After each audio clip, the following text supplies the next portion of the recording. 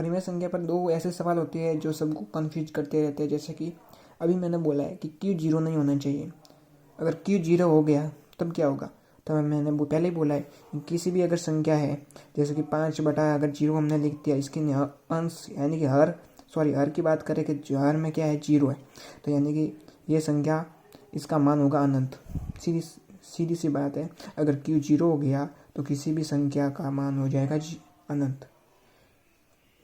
और इसी प्रकार क्या एक जीरो एक परिमेय संख्या है, तो हम इस जीरो को हम लिख सकते हैं 0/1, यानी कि ये जीरो तो हमारा हो गया पी और एक हो गया हमारा क्यू, यानी कि ये p/q के रूप में ही है।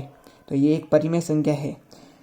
हम परिमेय संख्या की परिभाषा अनुसार क्यू जीरो नहीं होना चाहिए, लेकिन हमारा इधर क्यू जीरो नहीं है, यानी क्यू हमारा 1 है। तब ये हम ये कह सकते हैं कि जीरो एक परिमेय संख्या है, क्योंकि इसमें हर के अंदर जीरो नहीं आ रहा है, इसमें 1 आ रहा है और इसका मान भी होगा जीरो ही होगा।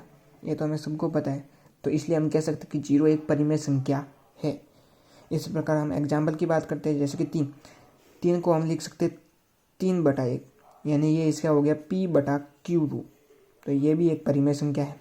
जैसे कि 35 को लिख सकते हैं 35/1, तो ये भी एक परिमेय संख्या रूप है।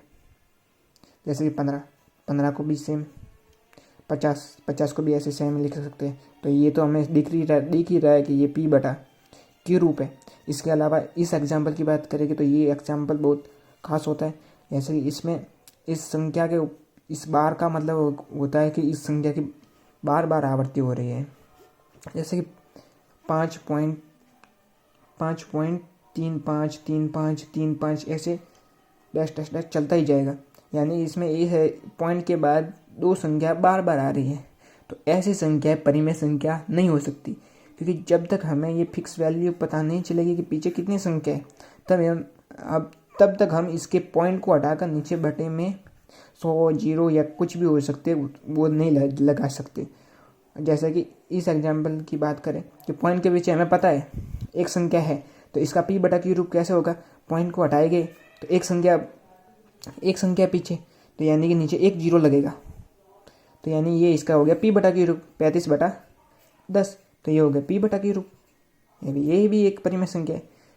ये इस पर मैं ज़्यादा फोकस करना, क्योंकि इसके पॉइंट के पीछे इसकी आवृत्ति बार बार हो रही है, और जिस पॉइंट के पीछे अगर किसी संख्या की आवृत्ति बार बार होती है तो वो परिमेय संख्या नहीं कहलाएगी, क्योंकि इसके पीछे अगर बार बार आवृत्ति होगी तो हमें इस संख्या की एंडिंग का पता नहीं चलेगा कि ये संख्या कहाँ पर एंडिंग हो रही है, तथा इस एंडिंग का यानी कि पीछे की संख्या को देख के ही तो हम उसके नीचे 0 लगा सकते हैं। हमें अगर किसी संख्या की एंडिंग ही नहीं पता होगी कि पॉइंट के पीछे कितनी संख्या है, तो हम इसके नीचे बटे में कैसे 0 लगाएंगे? आप ही बोलो।